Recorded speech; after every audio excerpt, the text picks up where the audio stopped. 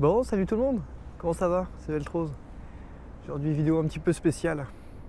Vous m'avez posé pas mal de questions concernant l'antipollution et l'électrovan. Et je vais vous faire une petite vidéo pour vous montrer directement sur la moto. On va aller sur la moto directement. Je vais vous montrer les petites modifs que j'ai faites.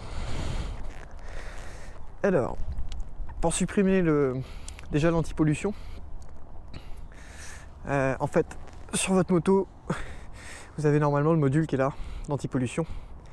Et vous avez juste en fait à enlever les deux vis là-haut. Il y a deux petites vis. Je sais pas si vous les verrez bien. Il y a deux petites vis ici avec le tuyau de récupération de gaz normalement qui repasse en bas. Vous enlevez ces deux-là. Vous enlevez le tuyau. Vous avez une ou deux vis ici. Vous enlevez le module et il y a un petit tuyau qui revient et en fait qui se branche sur la cuve du carbu.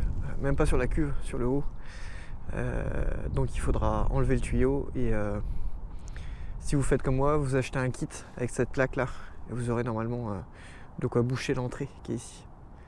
C'est pas bien cher, hein. Vous en aurez pour à peu près allez, 5-10 € grand max. J'ai décidé de le supprimer parce que je voulais être sûr que la moto tourne bien et qu'il n'y ait pas de... en fait qu'elle tourne pas avec des gaz d'échappement. Donc c'est pour ça que j'ai préféré l'enlever. Vous pouvez aussi enlever l'électrovan. C'est pareil, je vais vous montrer. En fait, vous avez l'électrovan sous votre carbu ici. Si vous avez le DRZ SM, vous aurez normalement cet électrovan. Et en fait, il y a plusieurs tuyaux qui partent de cet électrovan. Il y en a un qui est sur la boîte à air. En gros, il est de la boîte à air jusqu'au solénoïde, l'électrovan. Et un autre tuyau qui part du solénoïde et qui remonte en haut de votre carbu. Vous avez un petit manchon. Donc en fait c'est pareil, vous l'enlevez, vous débranchez la durite côté boîte à air, vous la bouchez et concernant le fil, vous le débranchez et vous le mettez. Sinon vous pouvez carrément l'enlever. Il y a deux petites vis derrière ou une, je sais plus trop. J'ai décidé de la garder parce que je voulais pas la perdre au cas où je voulais la remettre d'origine. Donc je l'ai laissé, mais vous pouvez l'enlever. Et vous aurez juste un trou à travers la cuve, mais ça communique pas avec l'essence de la cuve, c'est vraiment en dessous. Donc c'est vous qui voyez, soit vous l'enlevez, soit voilà.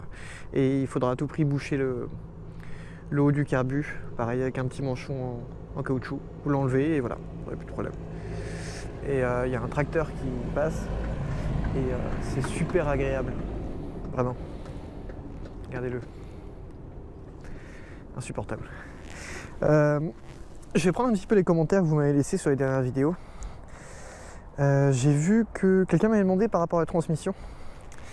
Alors, je suis en 15-41. Mais je te conseille de prendre plus long parce que là je plafonne à 140. C'est une boîte 5 et je plafonne à 140. Je pense qu'il faudrait, si vous trouvez plus petit en couronne, il faudrait descendre. En pignon, vous ne pourrez pas plus. De toute façon, la dent, elle est déjà contre le caoutchouc. Donc vous ne pourrez pas plus à l'avant. Vous ne pourrez pas monter. Vous serez obligé de descendre à l'arrière. Je crois que les questions, c'était à peu près ça. C'était surtout au niveau de l'antipollution. Et oui, l'antipollution et l'électrovan. Il y a une modification que j'ai faite que je ne vous ai pas montrée. Hop, ça se passe juste derrière le cage, la boîte à air. C'est hyper pratique ça. Pouvoir les enlever comme ça. Hop. Moi j'ai décidé. Oh, une toile d'araignée, super. J'ai décidé de mettre un filtre air KN. Vous pouvez trouver sur Amazon et tout ça. D'ailleurs il tient plus beaucoup. D'ailleurs il tient plus du tout en fait même. Ok. Non, il s'est pas déclipsé. Je verrai ça après. Alors, j'ai mis ce filtre là et vous le verrez peut-être pas, ou alors un tout petit peu, mais j'ai agrandi le trou sur l'entrée de la boîte à air. Je vous mettrai les dimensions en description. Il y a une dimension à respecter pour l'ouverture, ce qui vous permettra du coup d'avoir plus d'air et du coup forcément plus de puissance, mais à condition de régler le carbu. Vous aurez forcément des gicleurs principales à changer. Et, votre richesse, c'est pareil, il faudra la régler. Si vous sentez pas chaud pour faire ça, n'ouvrez pas la boîte à air, hein, parce que sinon vous allez tourner trop pauvre et vous allez tout casser. Si vous pouvez éviter, ça peut être bien. Que dire de plus? J'ai pas changé grand chose depuis la dernière vidéo. Elle est restée comme si. J'ai mes clignots qui arrêtent pas de se barrer. Et mon support qui arrête pas de se barrer aussi. C'est un peu chiant. Voilà, je l'ai resserré avant de partir, mais ça a tendance à vibrer beaucoup. Voilà. Qu'est-ce que je peux vous dire d'autre? Bon, toujours la plaque phare LED. Qu'est-ce que j'ai changé? Ouais, je crois que c'est tout. J'ai pas fait grand chose. Non, j'ai pas fait grand chose. Désolé du manque d'activité aussi, on a eu un temps dégueulasse. Et j'ai roulé, mais avec la GoPro sous l'eau, c'était pas top.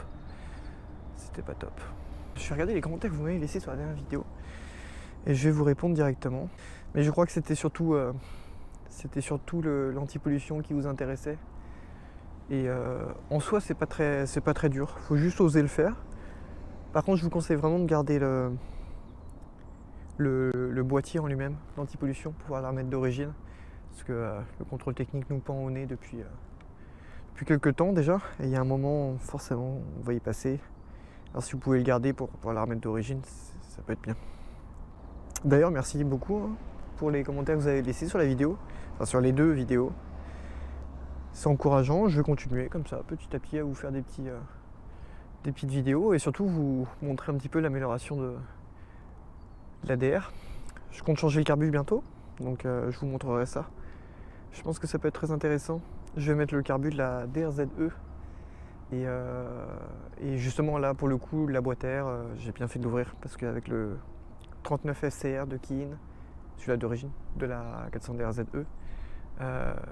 il faudra forcément plus d'air, donc j'ai bien fait.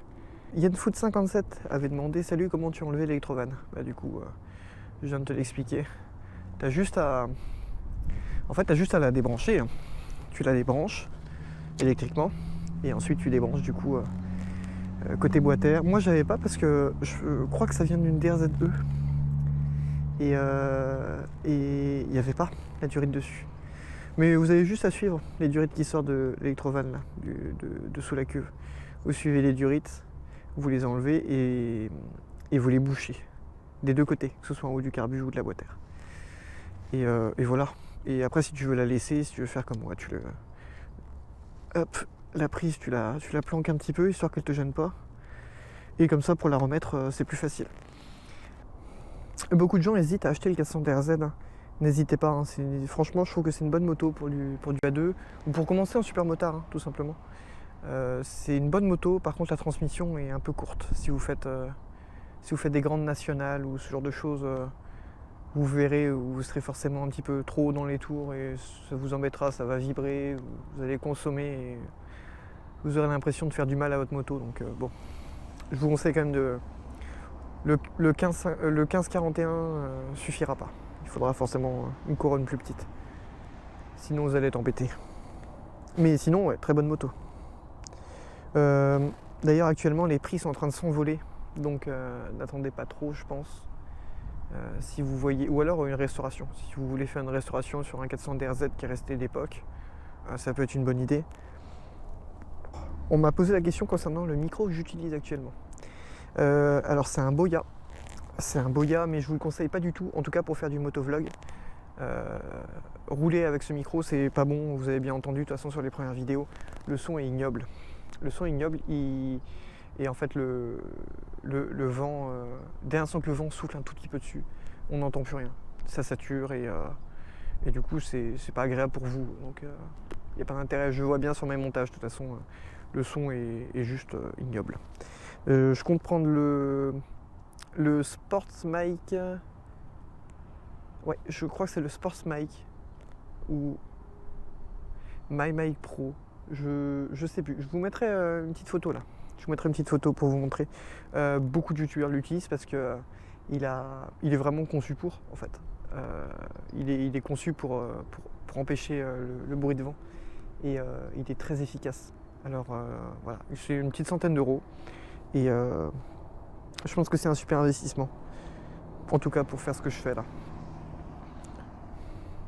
À l'arrêt, celui-là, je pense qu'il est pas mal. Je pense qu'il est pas mal. Je sais pas par rapport au vent qui souffle, est-ce que vous l'entendrez ou pas.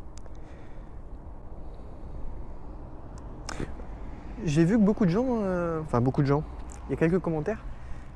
En fait, il y a des personnes qui habitent pas trop loin de Morlaix. N'hésitez pas, hein, si vous me croisez ou si vous avez des questions, si vous me croisez, venez me parler et je vous répondrai avec plaisir. Hein. N'hésitez pas, je vais pas vous manger. Concernant les plastiques que j'utilise là, actuellement. Concernant les plastiques que j'utilise, je les ai achetés sur Scrub, je les ai achetés les plastiques. J'ai pris un kit complet noir. Je m'en suis sorti pour 130 €. Sans le kit déco, hein, juste le noir. Et le kit déco, je l'ai pris directement à un magasin local, qui est en fait Armor Moto de Morlaix. Et du coup, je m'en suis sorti pour environ, au total, 300 € pour cette esthétique-là. C'est-à-dire plastique et kit déco. J'inclus la pose. Et les leviers viennent d'Amazon, tout simplement. Ils viennent d'Amazon. Et pour l'instant, ils bougent pas trop. Le réglage ne bouge pas non plus. J'ai la chance d'avoir pris cela, parce que la plupart des AliExpress ont la molette de réglage. Et cette molette-là, avec le temps, elle se desserre et on s'en rend pas forcément compte. Et il y a un moment, forcément, ça tombe. En fait, tu perds la vis et l'écrou tombe. Et là t'es d'un con, quoi. Pareil, de l'autre sens. Après, il commence déjà à s'user, par contre. Faut pas non plus pousser mémé dans les orties, hein, ça vaut rien. Ça vaut presque rien. Donc, faut pas s'attendre non plus à de la très haute qualité. La ligne, toujours la FMF. J'ai remarqué qu'elle se salit énormément. Surtout au niveau du passage de roue. En fait, elle prend une sale couleur là, de terre de terre cuite. Parce que toute la merde qui se pose là, elle sèche et elle durcit. Et ça, si vous voulez une bonne technique pour enlever ça, je vous conseille vraiment de prendre la paille de fer, la 000 et du Belgum. Pour l'instant, je suis toujours avec le freinage d'origine. J'ai la chance, enfin vous avez la chance aussi, hein, sur la version SM d'avoir un disque assez gros et un freinage plutôt bon. Vous avez qu'à me dire si vous avez une DRZE ou une DRZ SM avec votre freinage modifié. Dites-moi ce que vous avez mis. Je serais curieux de savoir qu'est-ce qui passe et qu'est-ce qui passe pas sur la DRZ. Pour avoir un freinage un petit peu plus endurant et un petit peu plus puissant, quoi. Ça freine quand même bien là actuellement. Mais bon, si on veut exploiter la moto jusqu'au bout, forcément, c'est le premier truc à toucher, hein. J'espère que cet angle de vue va vous plaire. N'hésitez pas en tout cas à me donner un petit retour. Ça change un petit peu, hein, des vidéos que je fais d'habitude. Mais je me suis dit, en attendant le nouveau micro, je vais quand même vous faire une petite vidéo. Ça fait longtemps, donc il faut bien mettre du contenu, quand même. Ah là là, regardez le beau paysage qu'on a ici dans le coin là.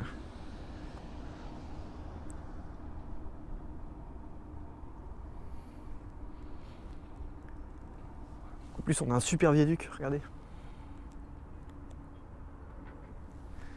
Bon, ok, on n'a pas la montagne. Ok, bon. Mais au moins, on a un viaduc. On peut pas tout avoir. C'est déjà bien. Côté esthétique, je me rappelle plus trop sur la première vidéo si j'avais ou si j'avais pas. Dans le doute, je vais vous le redire. J'ai mis des petits liserés de jantes du shop Supermoto. Et ça, c'est la classe. Ça rajoute beaucoup de choses. Je la trouvais nue sans les liserés. Et depuis que je les ai rajoutés, rien à voir. Rien à voir. Et surtout ces stickers là aussi. Les stickers un petit peu holographiques là. Pareil, hein, du shop Supermoto.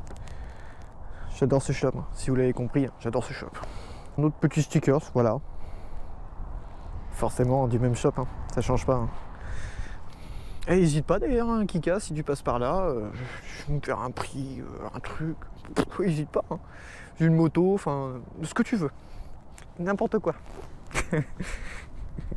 C'est bon, j'ai le droit de croire en mes rêves aussi. Hein.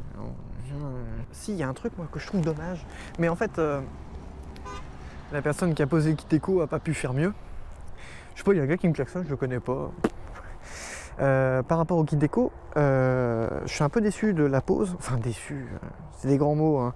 Mais en fait, ma plaque phare, c'est une copie de XC. Et elle n'a pas tout à fait la même forme là, sur le haut. Elle n'a pas du tout la même forme. Donc en fait mon Kit Déco arrive un petit peu en dessous. Et il voulait pas en fait, il voulait pas couper là. Sinon ça aurait coupé le bas du 17, ça aurait été dommage. Et du coup il l'a posé comme ça. Donc, mais ça va, c'est pas trop choquant. Quand on la regarde comme ça, ça va. Ça va, c'est pas choquant du tout. Vraiment pas. Si, je vais changer l'arrière aussi parce que ça commence à bien me gaver. Le fait que ma plaque arrête pas de se barrer et que mes clignotants surtout arrêtent pas de se barrer, je vais changer le support, je pense. C'est bien en fait, je suis un gros débile, je vous montre la plaque comme ça. Hop, je vais enlever le support et je vais enlever les clignotants et je vais rajouter un feu arrière avec les clignotants intégrés, mais surtout un feu arrière fumé. Parce que ça ira bien avec le reste de la moto en fait. Il y a beaucoup de touches un peu sombres. Je pense que ça pourrait être pas mal. Et ce qui pourrait être bien aussi que je fasse, c'est mettre un film sur le feu. Un film noir là, AliExpress. Ça suffira largement. Je verrai si ça tient, de toute façon. Et si ça tient, bah, tant mieux. Si ça tient pas, je prendrai un vrai film ou alors je prendrai une optique complète déjà fumée. Voilà. Si. Vous serez embêté pour les supports. C'est la seule solution que j'ai trouvée pour la tenir cette plaque. Parce que la plaque d'origine tient avec des vis qui sont aussi, je crois. Oui, elle tient avec une vis là, de ce côté-là. Et sur cette plaque-là, forcément, on n'a pas de vis. Ils sont tenus normalement en queue par là et en dessous par deux petits crans. En tout cas sur les EXC, c'est comme ça que c'est tenu. Mais j'ai pas voulu faire de trou dans mon garde-boue avant. Je voulais pas. Il y a ce truc aussi là. Je vous l'ai dit sur la première vidéo. Hein. Ça me saoule ça. Il m'énerve. Je l'aime pas. Faut juste rouler légal, donc je le laisse. Mais voilà. Oui, un truc que je vais refaire aussi. Parce que c'est ignoble, c'est moche. Mes cale-pieds. Regardez toute la platine là, comment elle est bouffée par la rouille. Donc soit je vais les enlever et jamais les remettre, soit je vais les repeindre. Le problème c'est que la boucle, elle n'a pas été repeinte. Le cadre a été repeint, d'ailleurs la peinture, bon. Mais la boucle n'a pas été repeinte. Donc c'est con. Ah, je vous ai pas expliqué aussi. Parce que là depuis tout à l'heure je vous montre le moteur et je vous ai pas montré pourquoi il manque le cache. Le cache-pignon qui vient là. Sur la vôtre, vous l'avez. Moi je l'ai plus. En fait, je pensais avoir cassé ma boîte. J'étais en balade avec des amis et d'un coup, plus de rapport. Je descends le sélecteur pour essayer de retrouver un rapport et rien. La moto tourne dans le vide. Je me dis bon, j'ai dû dérailler, c'est pas grave. Je regarde ma chaîne, elle est là, elle est tendue, il n'y a pas de problème. Je regarde sur la moto, je vois une mare d'huile. Je fais bon, ça s'annonce mal. Du coup, je la ramène chez moi. Le lendemain, je la démonte. Enfin, je commence déjà à enlever en fait ce qu'il y a autour.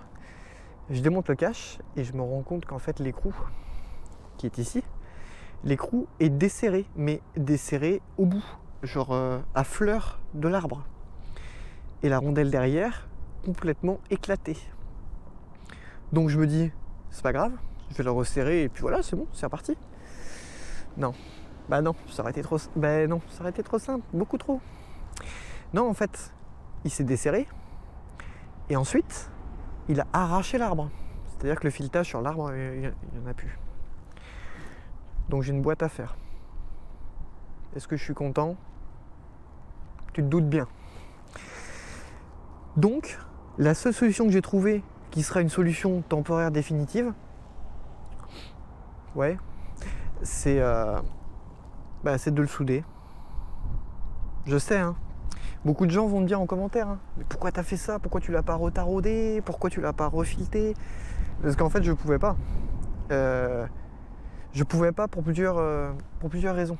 Je peux pas parce que déjà, il n'y a pas la place pour mettre un tarot ou quoi. En fait, il y a le cadre et il y a le bloc qui va nous faire chier, donc j'avais pas la place. Je pouvais pas retarauder à l'intérieur de l'arbre parce que l'arbre, c'est un acier trempé et que le tarot que tu vas passer, tu as deux possibilités, soit tu le casses, soit tu le bloques. Et donc du coup, je me suis dit, tant pis, je vais le souder. Le pignon est en bon état, donc je vais pas le changer d'ici la police. Je vais pas le changer d'ici quelques mois, tant qu'il est bon en fait. Mais de toute façon, je vais faire ma prépa moteur d'ici 2-3 mois. Donc j'en profiterai pour changer l'arbre de boîte. Enfin, la boîte complète en fait, parce qu'elle est vendue forcément complète. Bah sinon ce serait pas drôle. Donc je changerai ma boîte, je mettrai mon vilebrequin que je veux, donc le hot cam. Non, le hot rod, excusez-moi, je dis n'importe quoi. Et les arbres à cam, hot cam 2, les stages 2. Et le carbu, le 39 SCR. Et là ce sera autre chose. Là ça va commencer à parler. Quelqu'un m'avait demandé en commentaire les avantages que je trouvais sur cette moto. Et je vous ai dit fiabilité. Bon, j'ai eu le pignon qui s'est barré, mais bon, je sais pas si on rentre ça dans fiabilité ou pas. Je pense que c'est surtout que la personne qui l'avait avant a pas resserré l'écrou, sachant que moi j'ai jamais ouvert. Enfin, j'ai jamais enlevé le cache parce que voilà, ça vibrait pas, rien, il n'y avait pas de bruit, donc je me suis pas alerté plus que ça. En fait, ça arrivait vraiment du jour au lendemain. Donc je sais pas si vous prenez ça en tant que fiabilité, mais non, moi je la trouve vachement fiable. C'est-à-dire que jamais je suis arrivé un matin ou une après-midi à vouloir la mettre en route et qu'elle ne démarre pas. Ou casser quelque chose en roulant, non. Voilà, à part le pignon, quoi. Mais ouais. Moi je la trouve vachement fiable et je la trouve économique quand même par rapport à des 4,5 XC qui consomment énormément. Avec un plein, je suis aux alentours de 150-200 km. Le réservoir fait 9 litres, 9 ou 10, je sais plus trop. Dans ces alentours là. Et je trouve que du coup, moi je l'utilise surtout pour faire de la balade. Pour aller au travail, j'ai la voiture, donc voilà, je vais au travail en voiture. Le matin ou la nuit, forcément que j'ai pas envie de la sortir pour aller au travail. Pas envie de me la faire voler aussi. Et donc voilà, j'ai la voiture. Il y a des gens bizarres là-bas. Les points négatifs, je sais pas. Je l'idéalise peut-être, hein, mais si, le manque de puissance, le manque d'allonge. Si, le manque d'allonge, clairement. Le manque d'allonge et le manque de puissance, mais bon, ça après c'est un choix forcément. Si tu achètes une moto qui fait 40 chevaux, tu peux pas regretter d'avoir un manque de puissance. Voilà, tu l'as acheté, tu savais qu'elle faisait 40 chevaux. Putain, on a plein de motos qui passent là. Ah là. Oh bah dis donc, c'est la sortie des Harley là. Ah, vous les entendez mais vous les voyez pas. Bref. Là, je crois que pour le coup, j'ai fait le tour. Je crois que j'ai fait le tour. Ouais, là, il n'y a plus grand chose à dire. Si, il y a un truc que je vais changer. Putain, il y a toujours des trucs à dire sur cette moto, c'est un truc de fou. Putain, le vent. Le guidon, actuellement, le guidon bleu, je voulais essayer. Et ça me plaît pas. Pour plusieurs raisons. Déjà, il est trop court. Il manque un petit peu, je trouve. Ça fait vélo en fait. Regardez, on va monter dessus. Hop. Je trouve que ça fait vélo. C'est dommage, hein. Parce que par rapport au gabarit de la moto, c'est un guidon de 50 quoi. Et le 22 mm là sur le bas, j'aime pas trop. Je pense que je vais m'acheter des pontets et je vais mettre des 28. Je vais mettre des 28 et un guidon 28, ce sera mieux. Enfin, je trouve, pour moi en tout cas. N'hésitez pas si vous avez des questions. j'y répondrai et au pire des cas je referai une vidéo si vraiment il y a beaucoup de commentaires ou des choses vraiment intéressantes à dire. Ça me donnera des idées sur la suite. Donc voilà. Bon, sur ce, je vous laisse. La bise.